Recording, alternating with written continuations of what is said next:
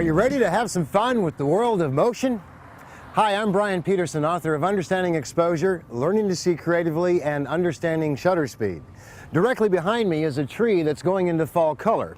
And what I'm going to show you, I hope, will generate some tremendous excitement inside you as far as you too can head right out the door and do the same thing.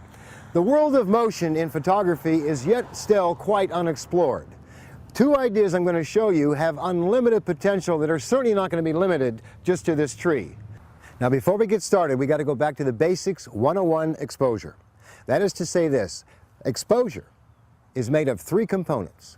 The ISO that you're using has a direct impact on aperture and shutter speed combinations that you can record.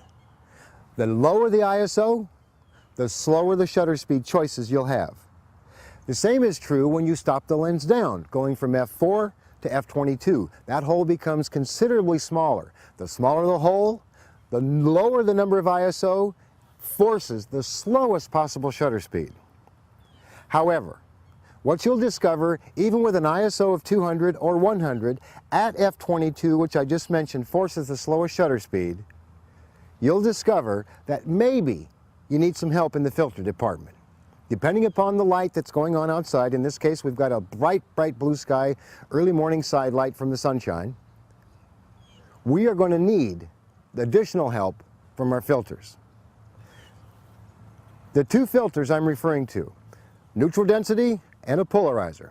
My suggestion, and it's a strong suggestion, that you have both in your camera kit. Which neutral density? Since they are available between 1 and 12 stops.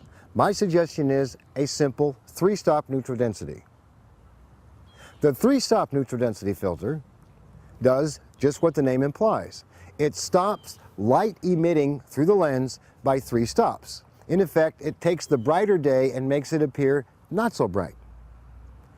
Secondly, the polarizer. By its inherent nature, it is a 2-stop reduction of light coming in through your lens. Subsequently, the combination of these two, which I'll be putting on my lens, will in fact reduce the light coming in through the lens by 5 stops. Those 5 stops is going to allow me to reduce the shutter speed down to that 1/2 and 1 second exposure times that I'm seeking.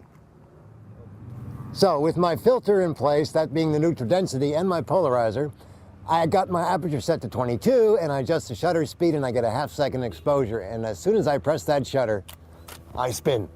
Take a look. Pretty cool, huh?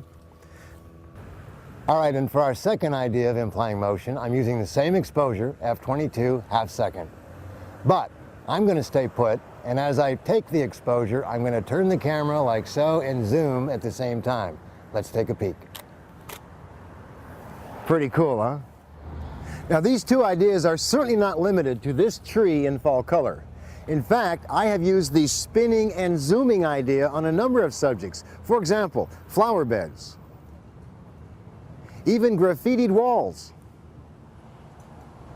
My point being is that what you choose to use this on is completely up to you. It's all about your vision, your creativity.